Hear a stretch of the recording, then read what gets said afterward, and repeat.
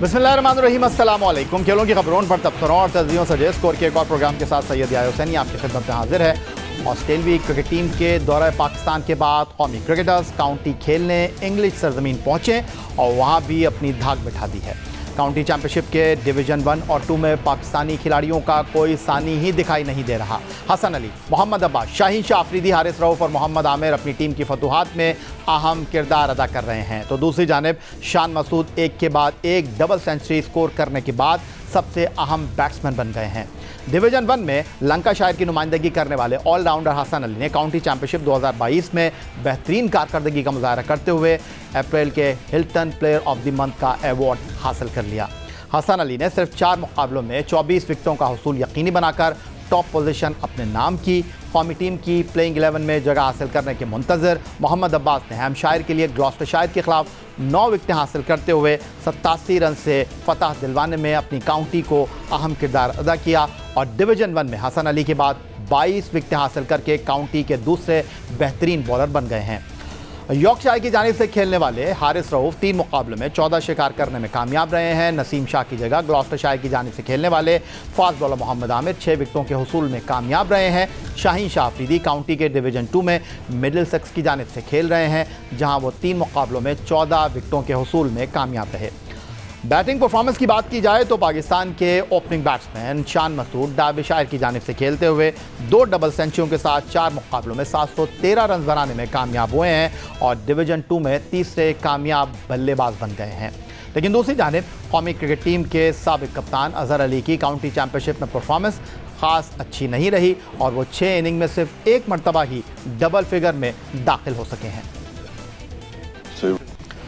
Test one day और T20 में कौमी टीम के कप्तान बाबर आजम ने दी 100 टूर्नामेंट से दस्तबरदार होने का फैसला किया है। कहा जा रहा है कि आलमी दर्जाबंदी के बेहतरीन बैट्समैन में शुमार किए जाने वाले बाबर आजम का ये ज़ाती फैसला है। बाबर आजम दी 100 बॉल ड्राफ्ट में महंगे तरीन खिलाड़ियों की फहरिस्त में शामिल होने के बावजूद एक्शन में दिखाई नहीं देंगे। ऑस्ट्रेलिया के खिलाफ लगातार सेंचुरियाँ बनाने पर ODI player of the year करार पाने के बाद बाबर आजम ने अगली बैनुल-अक़वामी सीरीज़ के आगाज़ तक क्रिकेट से वक्फा लेने का फैसला किया है। अगले 2 महीनों में पाकिस्तान का मसरूफ़ शेड्यूल न होने की वजह से ज़्यादातर खिलाड़ियों ने काउंटी चैंपियनशिप और दीगर लीग्स खेलने के लिए अपनी दस्तयाबी जाहिर कर रखी है।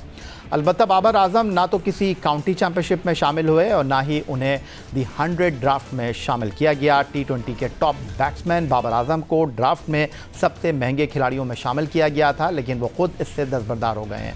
बाबर आजम बैनुल-अक़वामी क्रिकेट से वक्फे के बाद वेस्ट इंडीज़ के खिलाफ होम सीरीज़ में भरपूर अंदाज में शिरकत के ख्वाहिशमंद हैं।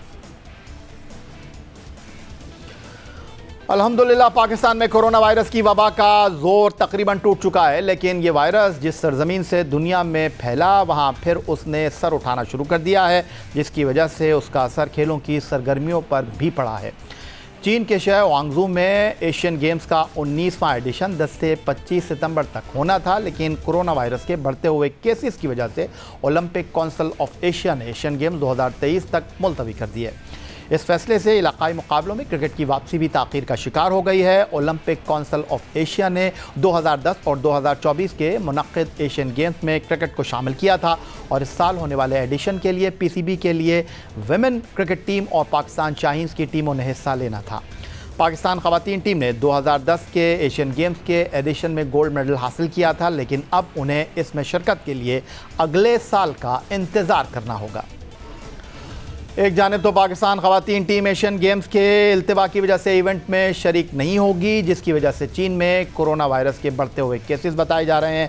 लेकिन दूसरी जानिब ख़वातीन क्रिकेट टीम ने श्रीलंका के खिलाफ होम सीरीज़ के लिए कराची के Hanif Khan high performance centre में बायोसिक्योर बबल से आज़ाद होकर ट्रेनिंग का आगाज़ कर दिया है। इस बारे में मज़ीद जानते हैं ग्राउंड में मौजूद जियो न्यूज़ के नुमाइंदे अतीकुर रहमान से। अतीक, पहली मरतबा बायोसिक्योर बबल के बगैर ख़वातीन टीम का कैंप बाकायदा शुरू हो गया है और कितने खिलाड़ियों ने यहाँ रिपोर्ट की है और कौन कौन से खिलाड़ी इसमें शरीक हैं कैंप में?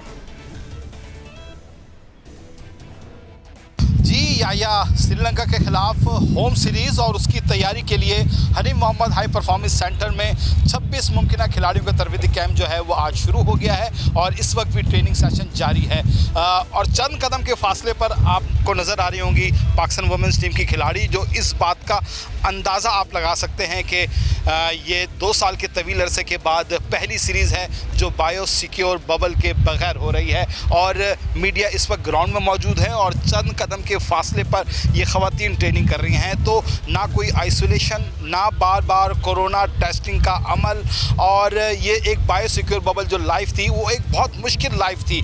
और ये bio secure bubble Pakistan cricket board ने ही बनाया था। जब कोरोना आए थे तो पाकिस्तान क्रिकेट बोर्ड ही वो पहला मुल्क था जिसने कोरोना के अंदर ना सिर्फ मुल्क के अंदर इंटरनेशनल सीरीज़ की बल्कि बैरून मुल्क जाकर भी जो है ग्राउंड्स को आबाद रखा। और जब कोरोना की कमी हुई तो पाकिस्तान क्रिकेट बोर्ड ने ही ये स्टेप लिया कि बायो सिक्योर बबल से खिलाड़ियों को जो है वो आज़ाद किया जाए।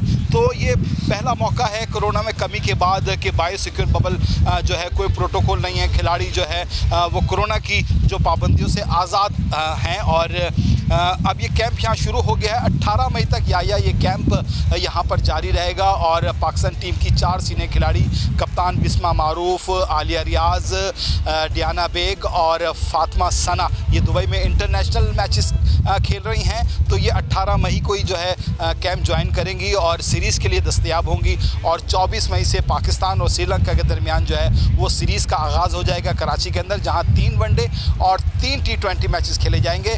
और ये सीरीज़ जो है पाकिस्तान और श्रीलंका के दरमियान ये ICC वुमेन चैम्पियनशिप का हिस्सा है और पाकिस्तान पहली बार ICC वुमेन चैम्पियनशिप की मेज़बानी कर रहा है। जी आइया।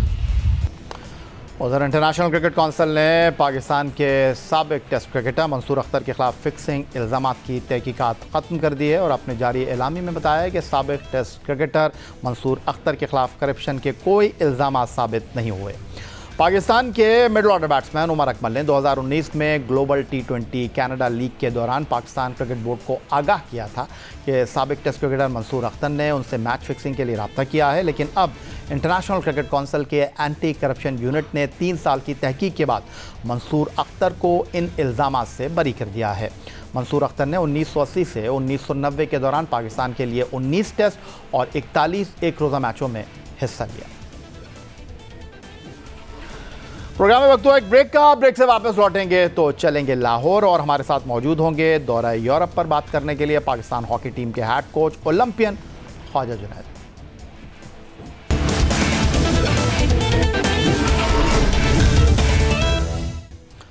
ब्रेक के बाद एक बार फिर आपको खुशामदीद कहेंगे। एशिया कप हॉकी टूर्नामेंट की तैयारी के लिए पाकिस्तान हॉकी टीम के 24 खिलाड़ियों का camp national hockey stadium Lahore में शुरू हो चुका है। लेकिन इससे कबल कौमी हॉकी टीम ने यूरोप का दौरा किया और पाकिस्तान ने हॉलैंड, बेल्जियम और स्पेन के साथ 5 मुकाबलों में हिस्सा लिया।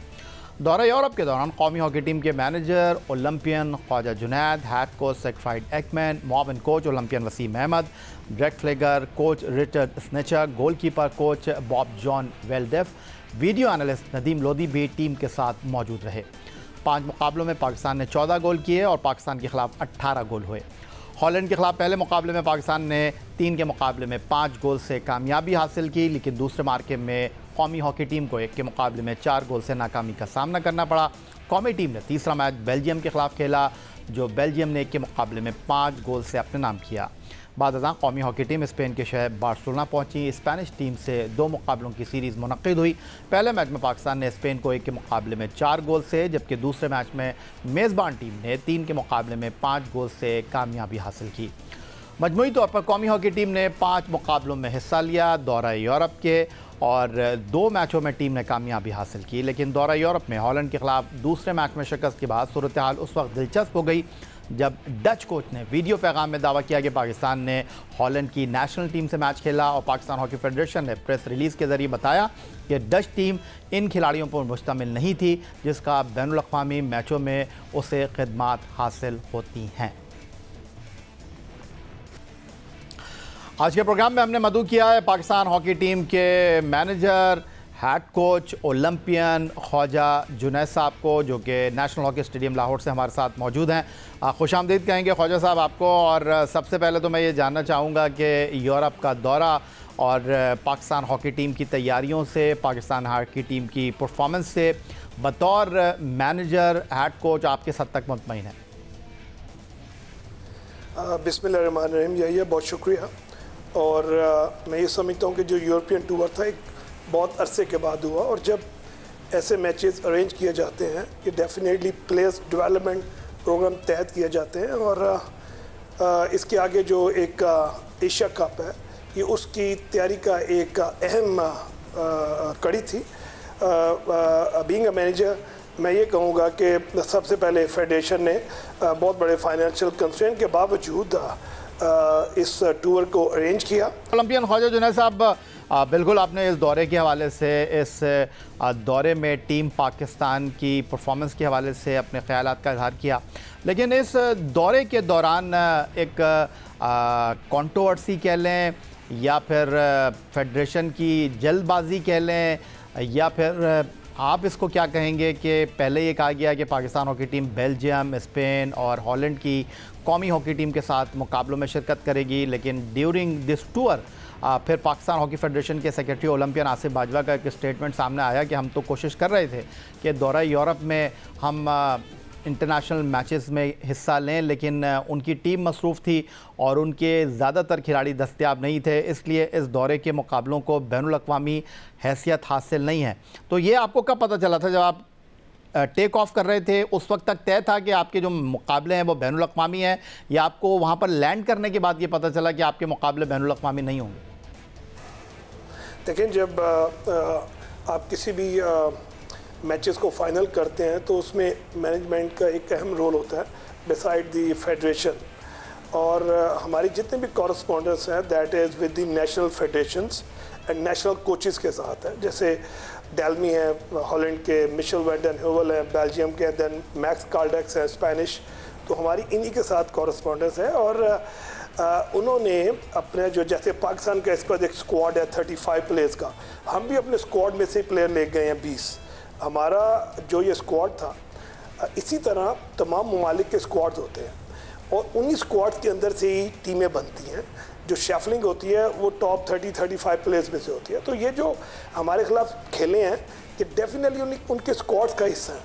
अगर आप ये कहें कि ये कोई उनके अपना कोई लेवल के play they are from their squads, तो अल्हम्दुलिल्लाह जैसे मैंने पहले जिक्र किया कि हम लोग भी 7 डेब्यू और 7 अंडर 10 मैचेस खेल रहे हैं। तो सिमिलरली ये टीम्स जब फ्रेंडली मैचेस होते हैं, जब इस तरह की गेम्स होती हैं, तो ये भी अपने यंगस्टर्स को टेस्ट करती हैं।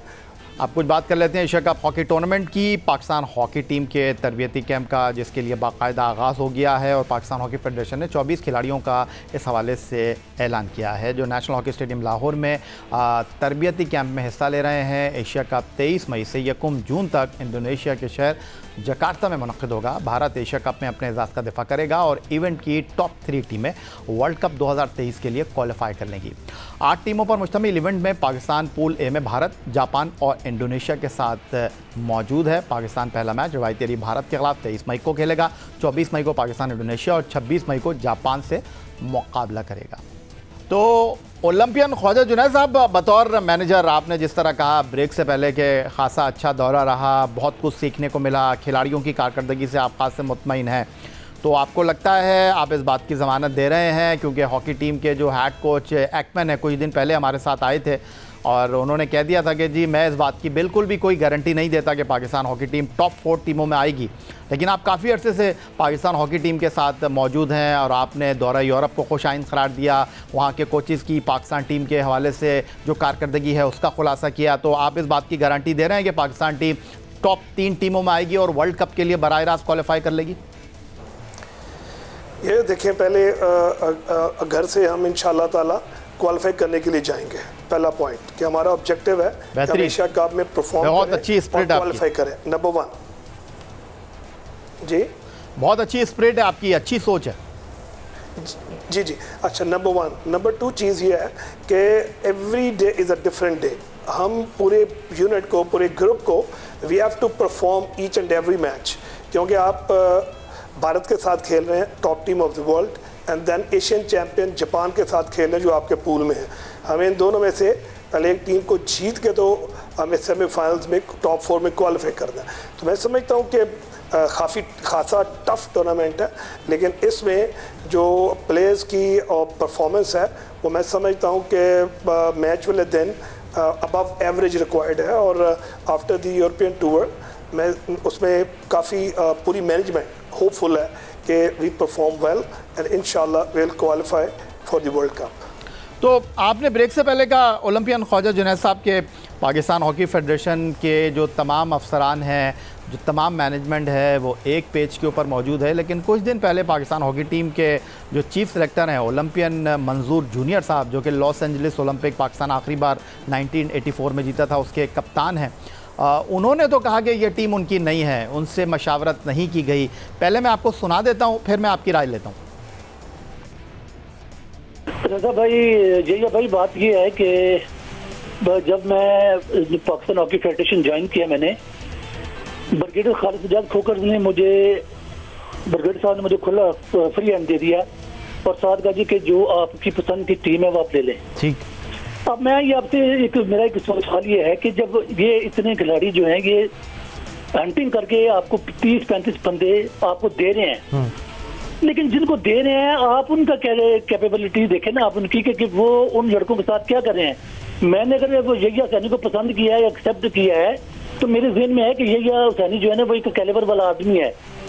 लेकिन मैं जब किसी बंदे को दे रहा हूँ आगे, तो उसको जो उन्होंने ट्रेन करना है या कोचिंग करनी है, जो उसको सिखाना है या उसके अंदर जो कमी पेशी है वो पूरी करनी है, तो वो अगर वो उस तरह वो फिलफुल नहीं करते तो फिर आप सिलेक्शन कमेटी को नहीं ना कहें आपके जी कि ये फिर ये वो टीम मैनेजमेंट के ऊपर है कि वो उसको किस तरह एंटरटेन करते हैं, वो खिलाड़ियों को किस तरह करते हैं। यही टीम आप किसी दूसरे बंदे को दे दें, मेरा ख्याल है वो आपको ज़्यादा बेहतर परफॉर्म करके देगा। जी, ओलंपियन ख्वाजा जुनैद साहब, बड़ा वसी तजुर्बा है पाकिस्तान हॉकी फेडरेशन की मैनेजमेंट के साथ काम करने का आपका, तो आपने भी इस तरह की खबरें यूरोप के दौरे पर जाने से पहले सुनी, लेकिन आपका सारा फोकस जो है वो टीम की तैयारियों पर रहा और आपने इस हवाले से कोई बयान नहीं दिया। हमने तो आपको मदऊ किया था अपने प्रोग्राम में, लेकिन आपने कहा कि आप हेड कोच एकमन से बात करें, और हमने उनसे बात की और उन्होंने इन तमाम खबरों की तरदीद की थी। ये मैं अभी भी कहूँगा कि मंजूर जूनियर साहब हमारे एक ग्रेट प्लेयर हैं और मेरे लिए बड़े भाई की हैसियत रखते हैं और मेरे लिए काबिल एहतराम है। और अभी भी मैं समझता हूँ कि मैं उसी माजी की पर जाऊँगा जो जिसका डोमेन है। हेड कोच ने इन बातों के मैं समझता हूँ बड़े क्लियर जवाब दिए, आपने मुझे वो लिंक भी भेजा, तो मैं अपने डोमेन में जैसे एक मैनेजरियल एस्पेक्ट है, आई वुड लाइक टू मैं उसी जोन में रहूँ। और ये जो डोमेन है ये head coach and the federation, तो इसमें मैं समझता हूँ कि मैं आपके सामने ऑन बात कर रहा हूँ कि मेरे लिए बड़े भाई से के लिए काबिल एहतराम है, इसलिए मेरा इस पर कमेंट करना बनता ही नहीं है। बिल्कुल ठीक है। और जाते जाते एक आखिरी सवाल ओलंपियन ख्वाजा जुनैद साहब आपसे करना चाहूँगा कि पाकिस्तान हॉकी टीम के लिए एशिया कप इस एतबार से इंतहाई अहमियत का हामिल है कि यहाँ पर इब्तदाई 3 टीमों में जगह हासिल करके हम वर्ल्ड कप के लिए बराह रास्त क्वालिफाई कर सकते हैं और किसी क्वालिफाइंग टूर्नामेंट के मसले से दो चार नहीं होंगे। आपको कितना इम्पोर्टेंट लगता है ये एशिया कप, क्योंकि माजी में हमारी टीम ओलंपिक और वर्ल्ड कप के लिए क्वालिफाई नहीं कर सकी है, और अगर पाकिस्तान हॉकी टीम पहली 3 टीमों में नहीं आती है तो फिर आप इसकी ज़िम्मेदारी कबूल करेंगे? देखिए, इसमें टॉप 4 अगर इंडिया भारत बीच में शामिल होता है तो टॉप 4 जाएंगे इसमें। और सेकेंडली मैं समझता हूँ कि इस एशिया कप के बाद कोई वर्ल्ड कप का क्वालिफायर नहीं होगा। दैट्स वाई उन्होंने यहाँ पर 3 टीमें और चौथी भारत क्योंकि होस्ट कर रहा है वर्ल्ड कप को, तो अगर वो 3 में नहीं होता तो फिर वो 4 टीमें होंगी। इन शॉर्ट मैं यहाँ पे ये कहूँगा कि पाकिस्तान हॉकी के लिए ये टूर्नामेंट में क्वालिफाई करना इम्पोर्टेंट है। पाकिस्तान हॉकी जब क्वालिफाई करेगी तो टॉप टीम के साथ मैचेस खेलेगी, ठीक है। और डेफिनेटली मैं इसमें समझता हूँ कि मैनेजमेंट एंड प्लेयर्स एंड जो भी मैंने पहले बात की, सारे लोग ही इसके रिस्पॉन्सिबल होते हैं जब आप जाते हैं। नॉट ओनली दी आपका हम टीम को जिम्मेदार ठहराएं या मैनेजमेंट को या सिलेक्शन, या ये एक जिम्मेदारी पूरी ग्रुप की होती है। और इंशाल्लाह ताला बिफोर मैं ये कहूँगा कि आपका प्रोग्राम ख़त्म हो, इसमें हम सारे इस जिम्मेदारी के साथ जाएंगे और कोशिश करेंगे। आपके सामने जितनी गुफ्तगू हुई है कि मैंने सामने रखी है, हम अल्लाह की रहमत से अच्छे ऑब्जेक्टिव के साथ जाएंगे। टॉप टीम्स हमारे पूल में है, भारत एंड जापान। आप माशाल्लाह खुद एक मंजे हुए एंकर हैं, एशियन चैम्पियन और वर्ल्ड नंबर 4 टीम, इसके साथ अपने पूल में खेलना है। We will try our best, अल्लाह की रहमत से हम कोशिश करेंगे कि हम क्वालिफाई करें। बहुत शुक्रिया ओलंपियन ख्वाजा जुनैद साहब, मुस्बत सोच के साथ, अच्छे मोराल के साथ एशिया कप के लिए आप तैयारी कर रहे हैं और हमारी नेक ख्वाहिशात आपके साथ हैं कि Pakistan hockey team world cup के लिए बराह रास्त क्वालिफाई करे, इब्तदाई 3 टीमों में जगह हासिल करे। बहुत शुक्रिया हमें ज्वाइन करने के लिए। यही था जनाब आज का हमारा ये प्रोग्राम। ट्विटर पर आप हमें फॉलो कर सकते हैं, फेसबुक पर हमारा पेज score.geo, जहां जाकर आप इस प्रोग्राम की क्लिप्स एक बार फिर देख सकते हैं, और आप हमें ईमेल कर सकते हैं, अपनी राय से आगाह कर सकते हैं score@geo.tv पर। इस दुआ इस उम्मीद इस सबकों के साथ कि पाकिस्तान में खेल और खिलाड़ी तरक्की करते रहे। सैयद याहिया हुसैनी को स्कोर की पूरी टीम के साथ अगले प्रोग्राम तक के लिए इजाजत दीजिए। अल्लाह हाफिज़।